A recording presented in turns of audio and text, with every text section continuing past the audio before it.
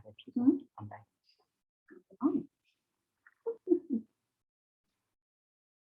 All right. Good morning, ladies and gentlemen. Welcome to the Elevating Consumer Experience Report launch. It's very great to see all of you this morning. My name is Mbalenhle Sithole. The streets call me Mbals, but for today's purposes, I'll just keep it simple and respond to Mbali. And I have the great honor of being your MC today. A lot of us are here, a couple of us who are being compliant. A few of us are live right here in the studio, but many more of you are streaming in online on the online platform. So very warm welcome to you as well. We see you there at home, sis, in your duk and your gown. We're not mad at you. All we're saying is that enjoy this life because it's coming to an end very soon. We all know when Cyril is sending us straight back to the coal yard. So enjoy it for now. And we all know that we're currently living in a virtual world, but that certainly doesn't keep you from interacting and engaging actively with us. So you can put your questions as well as your comments in the chat box, and we will take a look at them a little bit later on. So please be highly, highly engaged. So today we've got an awesome lineup of speakers as well as panelists, all of them very much leaders in their respective industries. And I'm very, very sure that we're going to get some really, really great insights from that today. And the first of which, she's a personal favorite of ours here at COOi Studios, is Umam Kanisile Kweyama Kanyile. And she is a former PRASA as well as SABC chair. And she's a member on several boards in this country. She's also a very close friend and mentor of ours here at COOi Studios.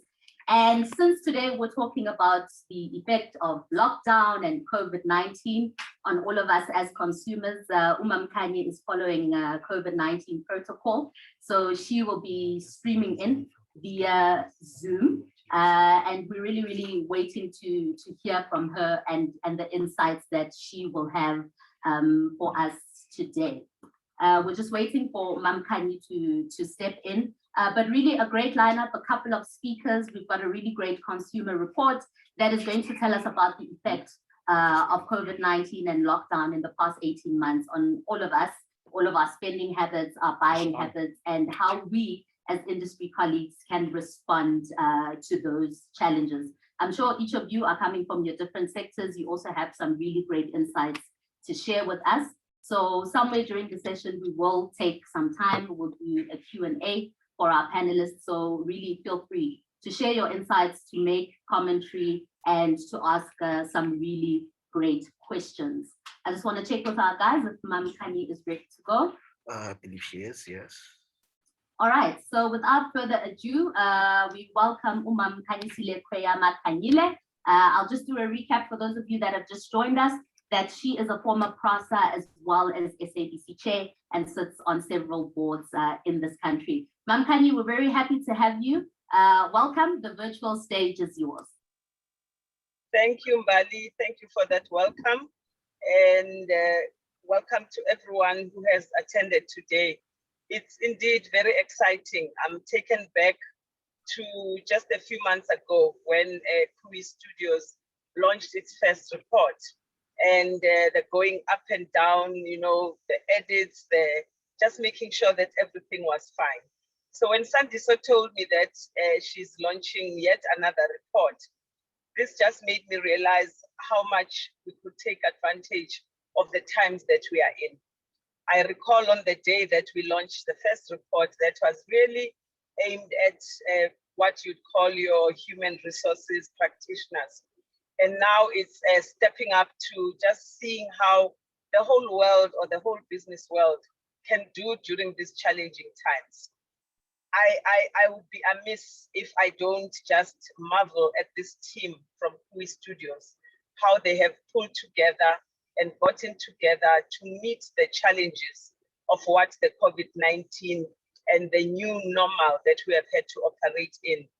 I have seen how they just work across various platforms, how they have just provided a service offering to clients, and having the honor of being Sandiso's second mother, I also have seen how she just connects with her team and just looks at opportunities and how she can actually share with the business world out there how we can actually stop feeling sorry for ourselves and stop complaining about how COVID-19 has affected us, but step up to ensure that we are meeting the challenge. So mine today is not really to dwell much into the report, but to actually just challenge business leaders out there to say that when we are seeing companies such as COOi Studios that are bringing us solutions to the table, it shows that it's not all doom and gloom,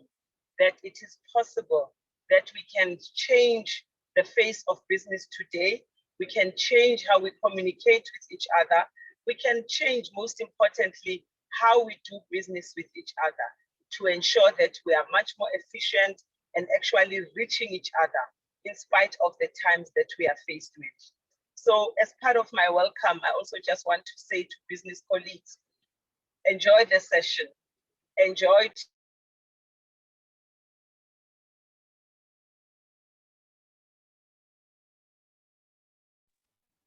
that we get out of here.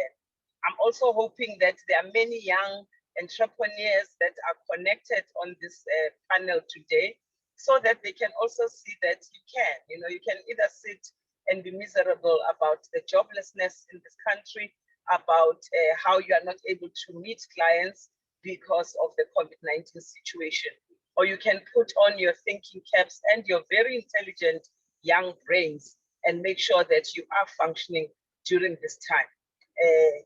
That's all from me at the moment. Congratulations to the COOi Studio team. Looking forward to hearing from the rest of the panelists, how they view the report, how they see that it can work for their businesses, and wishing you all the best for the session today. I thank you.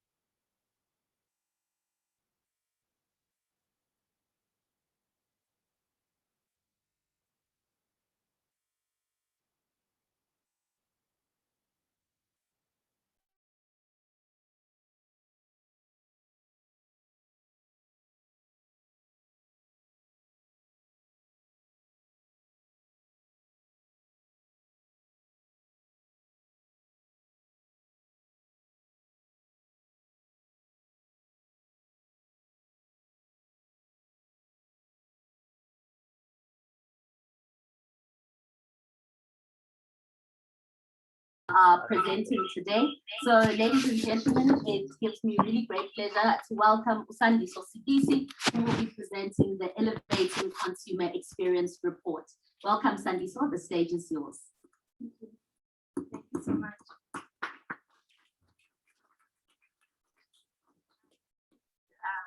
Yeah, I'm very nervous on two grounds. Firstly, it's my first time, I think, speaking in front of human beings for the past 18 months.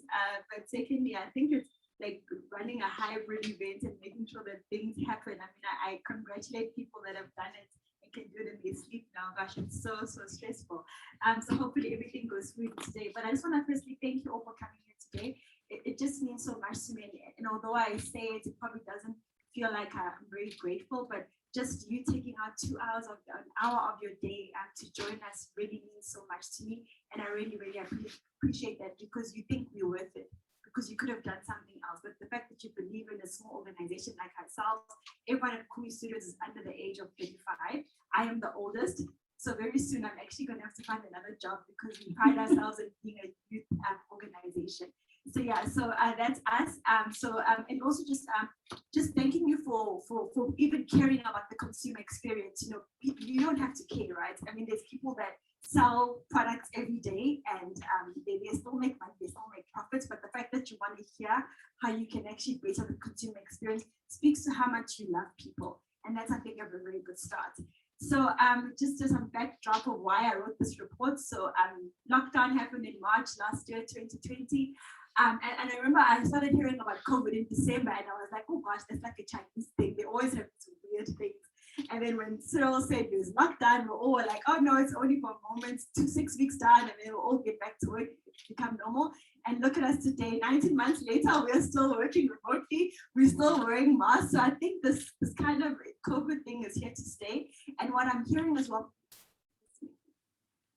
sorry, that's my interview. And what I'm hearing as well is that this era of the pandemic, this is not the end. There will still be more there on. I mean, you heard the other time there was another new virus found again. So this is going to be pretty much our lives. And so what we need to do as COOi students and my fellow startup persons in the room is that we need to help these organizations become agile, because this is one of many, many pandemics that are to come. And so how do you respond to that? And in that time in COVID, I mean, I used to go to a lot of events. There was lots of traveling before. Now I find myself having to just buy tracksuits to live in because I'm usually at home.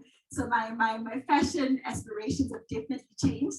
I hardly wear heels anymore.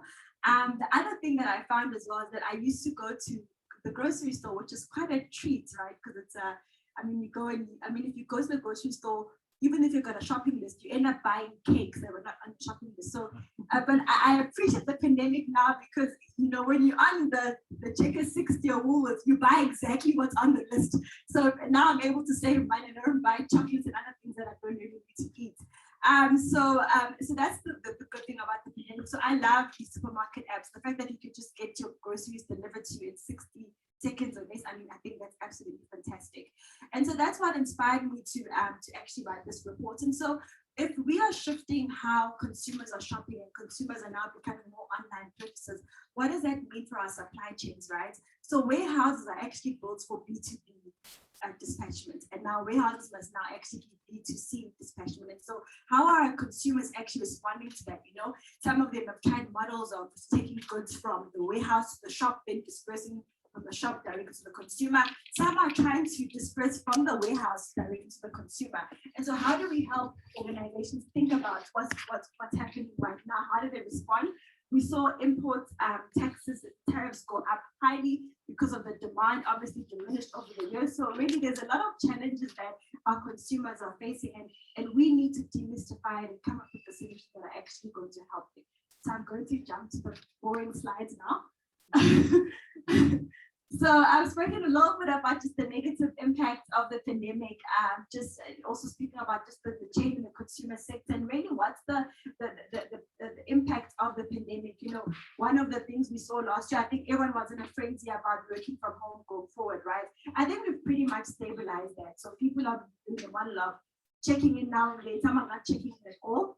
And then we at COOi Studios are running a model of like 2 days or 3 days a week in studio and then other 2 or 3 days at home. So we're trying to just do a hybrid model. I mean, I think the work part is sorted out. Now it's more about the consumer. But I think the consumer, there's so much that still needs to be done really. And I'll speak to what I think needs to be done in this report. So the one of the startups we collaborated with was Neuralsense. They're a marketing science organization, and they came up with these 4 things that we need to consider. The first one is the new normal, and so it's actually saying that, can we just stop saying the new normal? It's the normal. It's saying that the new normal is really it's got negative affiliations and connotations to it. When you say new normal, you think of COVID-19 pandemic. So as a marketer, you want your consumers to think COVID pandemic when they see a nice product on the market. So in your marketing strategies, try and move away from calling it the new normal and rather speak to, you know, this is life as we know it now, you know. And I think hybrid events are going to be here to stay. I'm glad they came. It means less flying around, you know, so this is actually the normal that we're in right now. The second one was around decision making. What I didn't speak about in my intro is that we've obviously seen lots of retrenchments and a lot of retrenchments, meaning that there's a lot of diminished disposable income. So how your consumer decides what they're going to buy is very much price dependent going forward. And so and also the bigger group of people, the millennials and Gen Z, they're not very loyal people, to be honest. So how do you keep them entertained, interacted with you, engaged with you. And Brandbook has a very nice way of doing that. I'll talk about that a bit later. And the second one is the digital shift. So I spoke about how there's a little bit more online purchasing going on. So we know that our shopping centers are going to be empty in the next couple of months or years. So people are buying more stuff online. So we need to think about the customer experience online. And so is it enough to just have an e-commerce platform that just the catalog where people buy? And the answer is no. We actually need to stretch ourselves a bit more. Let's put some augmented reality and VR in there as well. And just for some of the stats that I've heard is that if your customer is afforded an augmented reality or virtual reality experience before purchasing your product, they're actually 3 times more likely to actually purchase it. And that speaks to just what you can do with that. You can do so much with AR and VR engaging, and you can use it to educate your customers about your product. You can use it as a gamification avenue as well. There's just a lot of things you can do around VR and AR. Really, VR and AR is fun. Trying it on, interacting with it, all of those things, VR and AR enable that. The last thing that they spoke about is who are you marketing to anyway? Do we still know who you're marketing to anyway? Because certainly as a person, I've changed. I mean, the Sandisa that you met in 2019 is very different to the person, and I'm sure the same goes for you as well. You change your and not maybe change your values, but you've had to focus on other things like family has become more important. Your health has become more important. Are we still using 2019's customer journey maps to speak to the customer today? And so it's really a call to consumers to try and understand this new customer that we're speaking to today. And this is a video by Neuralsense. And they don't do what they say. Emotions drive consumers to act, think, and feel. So how do brands ensure they're connecting with consumers emotionally? Over 90% of our decisions are influenced by factors outside of conscious awareness. Neuralsense quantifies these emotional and cognitive aspects of the consumer experience. We enable brands to find better ways to ensure these experiences grab attention, drive emotional engagement, increase memorability, and ultimately influence behavioral intent. Neuralsense optimizes retail experiences, online user experiences, and product experiences, as well as advertising and marketing communications, store design and layout, and even product design. Using biometric technologies, Neuralsense provides insights that are unbiased and actionable by measuring consumers' implicit subconscious responses. This helps brands to truly understand what is going on in the hearts and minds of their consumers.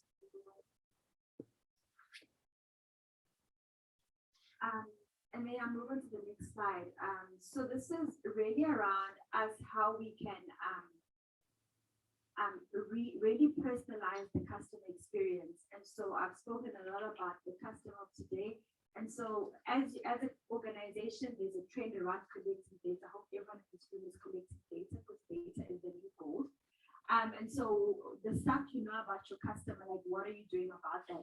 And the first part speaks about just the relevance, right? So when you have this data, like, are you actually personalizing your customer's experience? That's what customers want to know. Are you showing me the products that speak to me and speak to my needs? And that's about you taking that customer data and using it accordingly. The second one is about recognition. So I mean, 5 years ago, was it? Coca-Cola did this amazing campaign of seeing your name in a Coke bottle. I mean, I'm not a fizzy drink person, but those months I bought Coke like every time I saw it. And it was about like finding your name in the Coke bottles, right? In the Coke cans, right? So really there's a drive around not just personalization, but hyper personalization, actually calling people by their names and knowing them intimately. And that you can also use data to help you with that, remembering. So when I visit your store the next time, online store or even physical store, do you like remember who I am? Like, what did I buy the last time that I was there? What do you think I need now? The last one is around recommendation.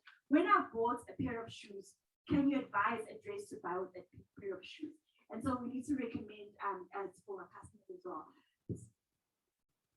Then the second one is around personal data. So there's a transparency. So customers want to know about the data that you have. sorry, let me catch my breath there. So there's a transparency. Customers want to know the data what data you're collecting about, and what are you going to use it for. So be transparent to your customers. Offer them an option to even control their data. When you tell them what you will collect, and then you give them options as to how you will actually use that data. And then lastly, it's experience as well. So that data, use it to actually enrich the customer experience. And this data, the last two slides were actually put together by a startup called Brandbook. So Brandbook they are like shopper science, like data science freaks, I would call them, for lack of a better word, but they understand what people carry in their baskets and their trolleys, and they use that data to actually help consumers make better decisions and improve customer experience. Okay. So the slide is Hi, my name is Momisa Kwanyashe. I'm a marketing data analyst at Brandbook. Brandbook specializes in consumer data and insight solutions through aggregating first-party basket-level purchasing data across all retail channels to give brands a 360 overview of their consumers' purchasing journey. We looked at the impact of personalizing the consumer experience across the digital landscape. What we found is that more consumers are susceptible to brands that implement the magic 4 R's to their marketing strategy, which are namely relevance, recognition, remembrance, and recommendation. Using our proprietary Brandbook consumer panel, the only true omni-channel solution on the African continent that covers consumer purchases across all retail channels in physical and online stores, the insights were quite staggering. Quite simply, 91% of consumers are more likely to buy from brands that promote and market products that are relevant to them personally. 87% of consumers are more likely to buy from brands that recognize them by name. 92% of consumers are more likely to buy from brands that remember their purchasing history. And 90% of consumers are more likely to buy from brands that recommend products that they can purchase based on their purchasing history. In addition, we were able to determine that true personalization can be achieved through direct engagement with consumers on their behavioral data. Transparency becomes a critical pillar to the brand-consumer relationship, as 84% of consumers stated that they would feel comfortable with sharing their personal behavioral data with brands that are going to be transparent with how they intend on using their personal data. Gone are the days where consumer data was being used to benefit brands without the consumer's knowledge. Modern day consumers want to work with trusted brands to unlock the value for themselves through increased control on data, transparency, and personalized experiences. This unlocked value translates to a positive outcome for your brand. At Brandbook, we strive to have your brand deliver an unparalleled experience to your customers by allowing you to understand your customers way better than before. So Brandbook, the two co-founders are actually two gentlemen, and I want to just applaud you for using a female to talk about your insights. So well done to you. All right, so this is the last But to Land is playing, and so this specific slide just speaks about the opportunity for immersive experiences, and AR is a stat there about 70% of customers believe that AR is beneficial to them. The 16 to 34 gap is probably the biggest, I would say, age group segment globally, so you need to listen to them. And then the last slide. Then on the last point, I just want to speak about artificial intelligence, and really I've spoken a bit about data and the use of it. So really the encouragement here is that let's not just collect data, because so there's an obsession about just collecting data.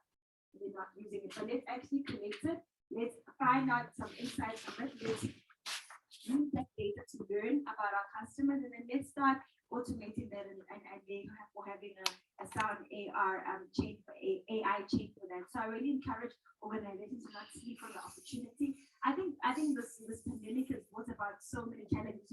Zoom wasn't born out of COVID. The Zoom apps have been there before COVID. We just didn't use it.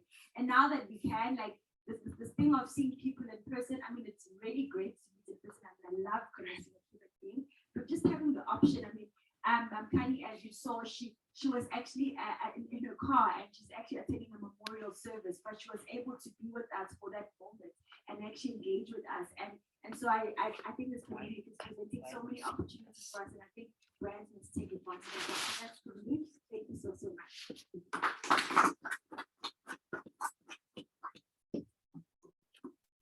Thank you very much, Sandiso. That was a really insightful presentation. I, for one, will stop referring to the new normal. I said that in the beginning and I got wrapped on my knuckles, but I've made a point of that one. I think you've really given us a lot to think about as well as to speak about. And I think that leads us very nicely into the next part of our program, which is a panel discussion where we'll slice and dice some of the information that we've seen in the report and really get into the details thereof. But lucky for me, I don't have to answer any of the difficult questions, thank God. But I've got two awesome panelists who are going to join in on the conversation. And they really are leaders as well in their respective industries. So I think there's quite a lot that we could learn from the both of them. Gentlemen, I'm going to ask you to join me on stage after I introduce each of you. So our first panelist is Mr. Kuseni Dlamini, and he is the chairman of the board of Massmart South Africa, as well as Aspen Farmer Care. But he's also a man with a very big heart who does a lot of work within the social impact space. So really happy to be hearing from him today. Mr. Dlamini, can you join us on the stage, please? Can you give him a round of applause?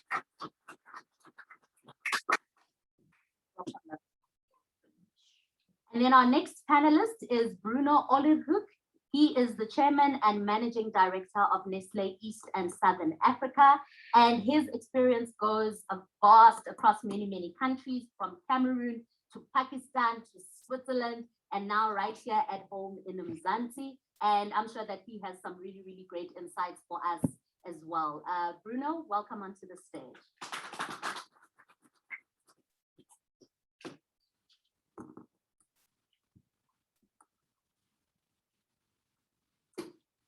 Cool. Now, for those of you in the audience, you can start already thinking around your questions, mulling over what it is that we saw in Sandiso's presentation, as well as the videos.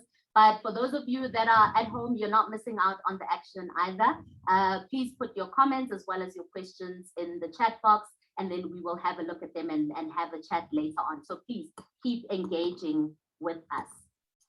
So to begin with, gentlemen, I think we heard a lot today in Sandiso's presentation, and both of you being very much in the front line with regards to consumers. Kuseni, you from a retail perspective, and Bruno, you from a manufacturer perspective. I'm sure you've got quite a lot to share with us from the past 18 months. But could you please give us your first thoughts around the report, just so that we can get warmed up, and then we'll get into the specifics. I'll start with you, Kuseni. It's a great report, and thank you very much to COOi Studios for this fantastic work that they've done. It's actually timely in the sense that we are optimistic that we're going to leave COVID behind us and leave the lockdowns behind us and start engaging in the normal way of doing things. I like the fact that we're talking about the normal, not the new normal. So I'm in for that in terms of being more positive rather than being negative. But let's remember that the word new normal, it had a very positive connotation prior to COVID. Started the World Economic Forum in Davos to connotate the fourth industrial revolution era that we live in, which is an era of opportunity for innovation, an era of opportunity for us in retail to look at better and different ways to engage that much deeper with our customers, to understand their expectations of us, their changing behavior, the consumption patterns that we always have to catch up. I mean, our mission as Massmart is to help our customers save money so that they can live better. Our life starts with the customer and ends with the customer. So we follow where the customer leads, and we tend to try and stay very closely through focus groups, through market research, through ongoing studies to try and understand our customers, because we know that without the consumers that we serve, without us being able to elevate the consumer experience, as we are talking about today, we don't have a business. They are our bosses. They pay our salaries. Bruno is here as my boss, because he produces the goods and then he supplies them to us, and we get them to the end consumer. So we're all inextricably intertwined in terms of being part of the same value chain. So it's really important that we really humble ourselves and be open to innovation. We've done a lot of work to try and disrupt ourselves in terms of understanding our customers better. We've just done 2 acquisitions recently. As Massmart, we acquired OneCart and WarmDrop, which are platforms that are going to help us to be able to play in the omni-channel space very well. We're leveraging off the Walmart experience. We got Sylvester John. He was leading the charge in Walmart USA in terms of e-commerce and omni-channel. He's now part of the Massmart team here, working with us in this market so that we can innovate, we can be relevant to the customer, we can deliver on those 4 R's, Sandy, so, which are really the fundamentals of retail. I mean, we like saying retail is detail. It's really about going back to the basics, understanding your customer, understanding the products that you have on your shelves, whether they are relevant or not. So the work that has been done here is really very relevant and timely and spot on. Thank you. Awesome. Any thoughts from you, Bruno, the boss, Kuseni's boss, as he says? We're a team. It's not, not the boss, just to clarify. But yeah, the consumer is the real boss. And I would like to congratulate COOi Studios for this latest report that I really enjoyed reading, just like I did the first report.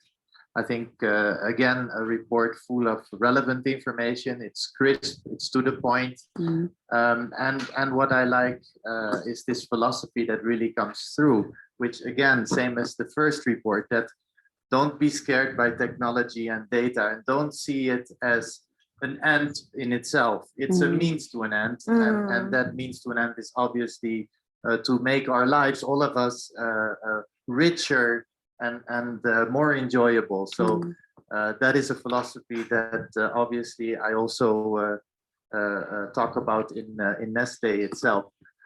So I fully subscribe to the report, and well done. Thank you. Awesome, awesome. Thank you, gentlemen. I think we're a little bit warmed up now, and I'm still very grateful that I just asked the questions.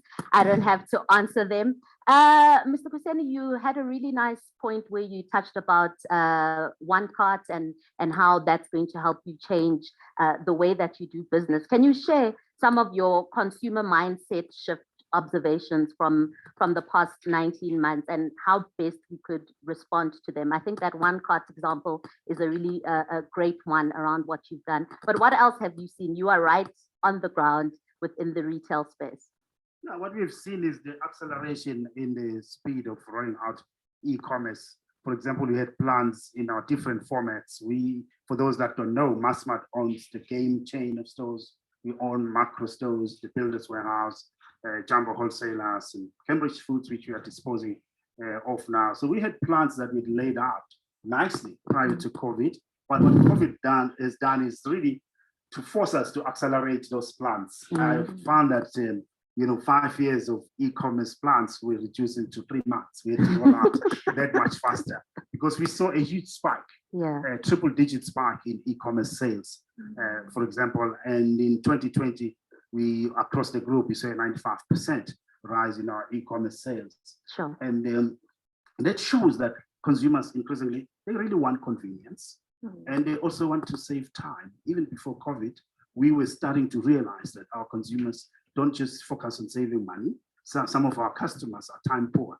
So we therefore have to save them in a way that also enables them to save time. But with the onset of COVID, Mali, issues of health and safety became a major concern, issues of social distancing, and consumers started being scared of physically going to stores lest they contract the virus. Therefore, it was also out of necessity that you saw the speed of e-commerce being accelerated as it was. And we have had to revisit our plans and also accelerate them accordingly. And which is why now we've realized that we don't have all the skills and capabilities that are needed for us to win in this space. Therefore, we have got to look at innovators outside of the retail space, outside of the mainstream. Hence, WarmDrop is one of the companies that we acquired through Macro. which is a last mile delivery service Mhm. that is there to assist our customers to be able to get their purchases quicker and faster and more efficiently. And also the one cart acquisition, which is also geared towards building our footprint in that space to enable us to beat the competition in e-commerce and omnichannel.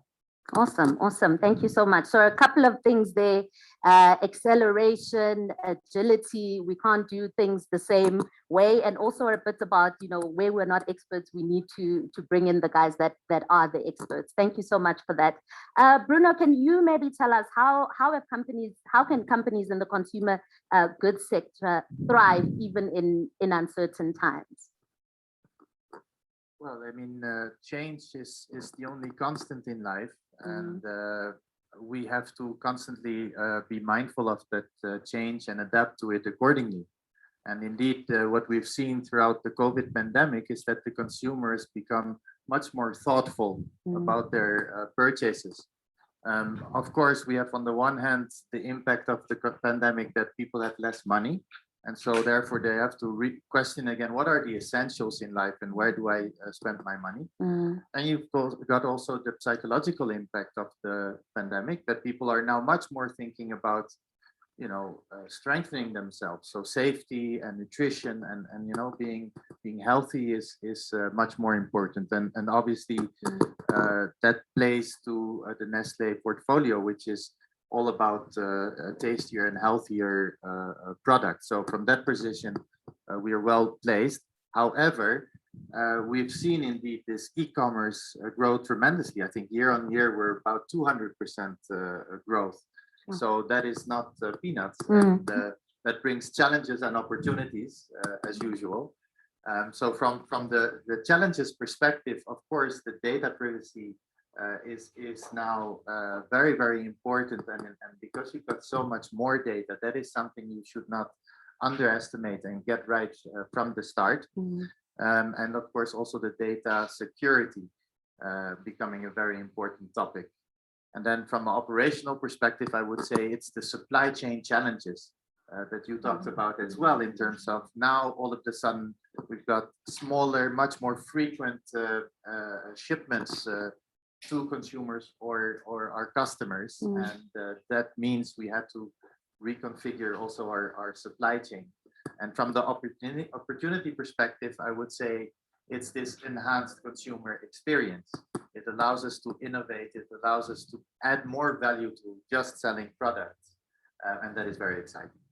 Awesome, thank you so much. Another good word, reconfiguration. So we've got agility, we've got acceleration, we've got reconfiguration, quite a number of great insights there. One point yes, I need to raise and maybe magnify in the context of digitalization, there is the real and serious risk that we get to be too technology centric instead of being customer centric. I believe that the technology is just there to help us save our customers that much better. We've always collected data, and what technology does now is just to help us mine the data better, analyze it better, help us to have a holistic view of the customer so that we can be able to serve the customer better. So the issue is not the technology, it is the customer that matters. And I think business has to know that it is about the customer. When it's all is said and done, it's about the customer that matters. The customer is queen and king. That's what matters. And we've got to realize that we're just humble servants of our customers, and we've got to respect that. Not respect the customers, not the technology. That's really good. I think it's an important one for us to keep in mind, that the consumer is always at the center. And that's a nice way for us to segue. Sandy, so you've spoken a lot in your presentation around digital technology and how everything is moving within that space. But one of the findings from the report is that the uptake of technology solutions in South Africa, I think it said it's between 15 to 40% currently. So is digital enough to elevate the consumer experience, also given what Mr. Dlamini has just said? I want to first say that I'm glad that the Massmart chairperson and Nestle CEO said that we are the bosses. So when I go into like a builder's warehouse, I would get on the bus. and to just answer the question, so digital, it's not enough. I think there's a lot of gaps that we need to fill first. The one being just literacy to begin with.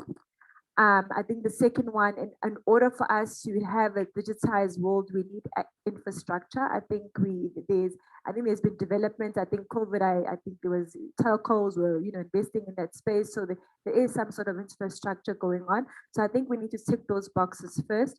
And then I also just think we need to further deeply understand like our customers, to Kuseni's point around, just going on a technology frenzy is not going to help you answer or fix all your problems, but rather there needs to be a deeper understanding of the consumer. And so one of the things that I said was, many customers we speak to today, they say that, oh no, we've got a customer journey map. And then I'd ask them, when did you do it? And they'll be like, it was done in 2018. I'm like, that is not the same person. That is not your customer anymore, because they have shifted, right? I mean, we're dealing in a world whereby a lot of companies have had to not retrench people, but rather reduce their salary, right? So people that were earning 30,000 Rand might be earning 15,000 Rand now. So how do you speak to that customer who was, maybe historically they were in the upper class, but now they've dropped down? And so how do you build products that suit them, right? You go and, as opposed to making a 1 kg tub of coffee, you make a 500-gram tub of coffee to allow them to meet their needs. So it's just all of those things. I think there needs to be deeper research, and I know it's a bit difficult because there've been restrictions around, user studies and all of that happening. But I think we can't keep on ignoring that. And a survey is great, but it's not enough. Interviews are great, but it's not enough. I mean, we need to go into Alex and understand how a nurse working in Bara is, travels to work every day, where she makes purchases. We need to intimately understand our customers better. Yeah, I love what you're saying. The point that you made around, infrastructure, that we really are in the beginning stages of that. And also the point that you're making about, Umam Tembi from Alex. In this digital era, in this direction that we're moving in, how do we ensure that, the bulk of our market within a country like this, where access is still an issue, how do we make sure that nobody stays behind? Gosh, get everyone iPads. That's the easy answer. But I mean, what affords technology is really is a strong private sector. If people don't have jobs, they can't afford to buy smartphones. They can't afford to, to have data. And we need our government to create an enabling environment for our private sector to thrive in that space. And I'm sure Bruno and Kuseni can speak better to that. I'm sure they speak to DTI on a monthly basis about what they needs are. But I think really our government, what they can do is rather create an enabling environment. I mean, I've seen that. I mean, one of the things the report told us is that import taxes, import tariffs and stuff has gone higher. Can our government intervene there and help our consumer goods and services people operate at a lower cost, from a government regulation perspective? You made a very important point, because it raises the issue of an inclusive economy and society. Yeah. I think if we look at the penetration of smartphones in South Africa, I think they're about 50%, which means 50% of South Africans don't have access to them. If we look at Africa, it's about a third, so around 30%. And if you look at, you mentioned Alexander delivering to Mamteni in Alexander. It's not as easy as delivering to Sandizo in Morningside and Rosebank. And when you go to Lusikisi, you go to Ulundi, you don't have addresses there. And if you talk about e-commerce, it's really something that's like far removed from the lived reality of those people. So the question that you're asking, therefore, is very, very important. How do we then include those people that are excluded? Because there are millions of them. Underserved, unserved markets out there. That's the duty of the entrepreneurs in this room, the creative thinkers in this room, the innovators, to really find solutions. I think that is a terrain of massive opportunity from a business point of view for us to innovate and come up with relevant products and solutions to that. Because it's easy to talk here because you're in Rosebank and assume that everyone is connected as we are. Taking a simple example of Uber. Uber, you can only get it in maybe 4 cities in South Africa. It's Durban, Cape Town, Johannesburg, and maybe PE. I don't think there's Uber in Nelspruit. There isn't. There's no Uber in Richards Bay. There's no Uber in Kimberley. So there's a lot of work that needs to be done. We've got the country manager of Uber here. I hope you're taking down notes. I hope you're taking down notes. Mr. Kasiki, Richards Bay, come, give us access. As Smart, we know that it's not a one size fits all. Yeah. What works in Sandton may not work right next door in Alex. What works in Nairobi may actually not work in Kampala. So you have to have differentiated strategies that are based on a very sound and real understanding, which is fact-based, based on research, so that you customize your routes to the customer. Yeah. Because it can't be the same everywhere. You customize the way in which you include your customers and you service them. Other big words, inclusivity, customization, but I think the heart of what you're saying is that let no one be left behind. Yes. So as you're sitting all here in Rosebank and Morningside and everywhere else you've come from, let's keep in mind that we need to bring everybody along with us. Bruno, you spoke a little bit around the mindset shift and how we're more mindful and we're thinking about wellness as well as health, etc. I think one of the most positive things that have come out of this pandemic is that, you know, there's quite a lot of empathy, there's a feeling of community and wanting social connection, etc. And I think that's really, really heightened. So how do we now translate? I think that might affect how consumers think even about their purchases, right?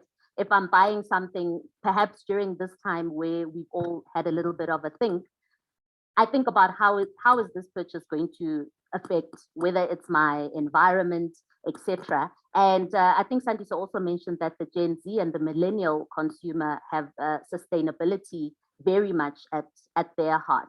So your company does a lot of work within that space.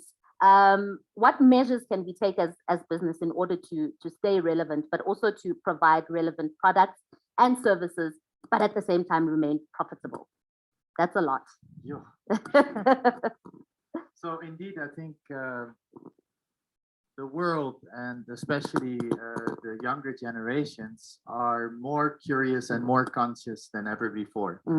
And so if in the past it was all about everybody wanting to own everything and it was about products, it's more and more shifting towards wanting not necessarily just a product, but an experience and having a service on demand as opposed to just owning everything. And so that is something that we see as an opportunity to go beyond just servicing a product, to have a service layer attached to it. And obviously this is where technology plays a big role. And by doing that, it forces us to go a little bit out of our shell and to work more in the ecosystem with partners, which therefore allows a lot of new entrepreneurs to come and get connected to companies like Nestlé, and that we work together on this new business model or this new product and service that we're selling. But this again requires a change because we obviously were not working that way for the last 150 years. And so in order to build this ecosystem, we have been trying to open up and reach out to these entrepreneurs in Africa, more specifically in Southern and East Africa, where that's the part of Africa I'm in charge of with Nestlé here. And to do that, we've built an open innovation platform that we call Hatcher. And through that Hatcher, we're reaching out to those entrepreneurs and asking them, you know, how can you work with us by adding this service layer to this particular product? And that is very exciting. It leads to a lot of innovation and also a higher speed to market. You know, very often for us, it used to take more than 18 months easily for new products to come to the market. But with this new Hatcher open innovation platform, the first 2 briefs that we sent out, from the time we sent the brief to us getting a proposal, experimenting, fine-tuning, nailing it, and scaling it is 6 months. Sure. So it's a different ball game, but very, very interesting. And yeah, I'm looking forward to a lot of excitement for our products in the future, which is a real win-win because it's also a whole new experience for consumers. Awesome. Really a lot about acceleration there, even when we think about how quickly the vaccine has come about, right? So with us as well, the 18-month lead time no longer exists. We need to be pretty responsive. I think that's a really great place for us to close. I feel like we've monopolized the space here. I want to open up to our audience time for Q&A. If any of you have questions for our panelists, please don't ask me, ask the smart guys. This is your opportunity to get your question in. Any questions from the audience? Don't be scared. Country manager of Uber. Please go ahead, sir.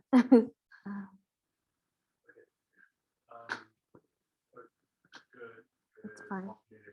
Hello. I think just a little bit. Former. Well, you've still got friends there. We need Uber and Lusiki Siki. You heard it. Thank you. Thank you.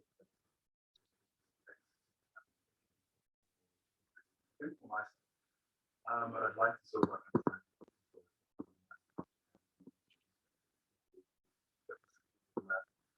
Congratulations on the acquisition of talking to the guys in sales for you. And that's great. One is right. But what I wanted to understand from there is also a point that you made around confusion. Right? With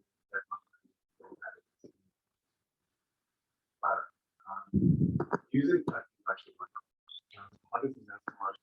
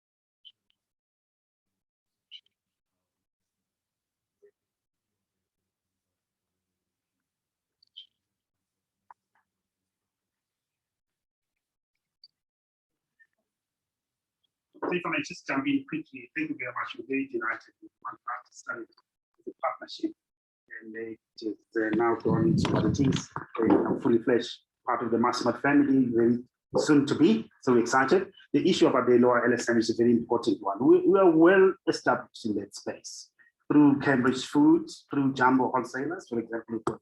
One in Crown Mines, and you go to Polokwane, you go to Ulundi. We are of all the retailers in South Africa. We actually cover all the LSM categories from lower to upper LSM through the differentiated formats that we have. But when it comes to e-commerce and omni-channel, there's a lot of work being done there to see how we can extend that convenience to the lower LSM so that we don't just focus on the upper LSM, because convenience applies across all categories. And that is something that we're very much aware of and that we're focusing on to make sure that we delight all our customers, regardless of their LSM level. Awesome. Bruno, do you want to give it a go after we've sanitized? Yeah, sure. So I think that sustainability and climate change obviously did not start because of COVID. But yes, I think that COVID has kind of sensitized people even more. And I think hopefully a lot of people have realized that the before COVID way of working in the world needs a rethink. Because it has led to some of those major issues that we have in the world today. So companies, including Nestle, have actually already made a lot of commitments in terms of sustainability. And we therefore have started many projects also before COVID, and they continue. But I think as this consciousness about sustainability is now heightened, the consumer wants to hear more about so what it is that we're doing. And if I then link it back to data and the topic of today, you know, VR, virtual reality, is a brilliant opportunity to do that, because on a label, you see all these small print is because there's so much legal information that we need to put on there anyways. Then how do I find space to now also talk about my sustainability efforts, right? But this is where then digital can offer solutions, you know, by scanning the label or a QR code that, you know, on your phone or your computer, you got the whole story then appearing. That talks about exactly what is the sustainability aspect from the plastic, from the raw ingredients, and even now with blockchain, this is probably more in the future, you will create this full visibility and transparency, so that if I'm having a cup of coffee, I can almost literally see which farmer was growing the beans that went into this particular cup of coffee, and what does his plantation look like, you know, in real time. So again, I think that leveraging data and leveraging technology will be very powerful to satisfy the curiosity and the consciousness of the consumers, and allow companies like Nestle to have this platform to talk much more and more openly about the whole story behind the product. Awesome. Thank you, Bruno. I think we need to take one of the questions from online so that the ladies at home in their gowns and dukes don't feel left behind in this conversation. Either one of you can tackle it, gentlemen. We've got a question here that says, what ideas do consumer good companies have around hyper-personalization in the next 2 to 3 years? Let me start, and then I'll pass the microphone because I have it now. It's less sanitizing. So indeed, this is also a whole chapter in the report about who are you marketing to anyways. And I would say in the past, in all our textbooks on marketing, it was always about identifying your target group. And so you had one target profile, in Nestle we call it the red fish, and that is what you would focus on. But now with all this additional data that we're getting, all these different contextual and behavioral transactional information that we're having, it allows us actually to go from having just one group of consumers to multiple groups of consumers that are still similar, but much more individualized, you know? Are you new to the coffee category? And therefore, do I need to explain to you the basics about coffee? Or are you rather someone that is a coffee lover and has coffee the whole day and wants to have different types of information and different kinds of promotions? And so therefore, this new world allows us, as you say, a much more powerful personalization, and therefore also be much more relevant to the consumers. So again, an opportunity, so reasons to be optimistic. Yeah, opportunities abound. Mr. Lamini, could I ask you to give us a final word on that before we close? Yes, Andy spoke about remembrance amongst the 4 R's. I mean, that's a key part. In macro, we have our macro card, which allows us to understand each and every customer. And when we market, we don't flood you with things that are irrelevant, that you have never bought. We just target it to the things that you want. So that's an area of opportunity for us to connect that much deeper, establish an emotional and enduring connection with our customers. And I certainly believe that there's great potential there for us to build better relationships with our customers. It's an area that we should look at going in. Awesome. Thank you so much. I think we're going to close it right here. It's the end of the road for me.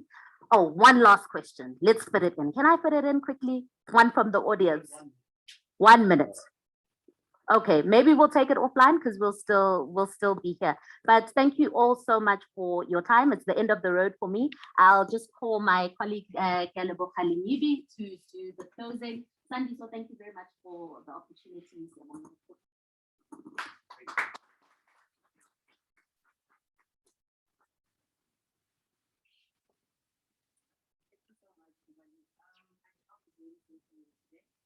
but I love it now. So it's really just to say thank you so much. Firstly, thank you to our speakers. Thank you to Ubali, our local host. It was really great. Thank you to our audience in the studio. And last but definitely not least, our audience online. Thank you so much for taking time out of your day and joining us for this webinar today. We really appreciate it. Thank you so much. We will end here today for our online community. Thank you.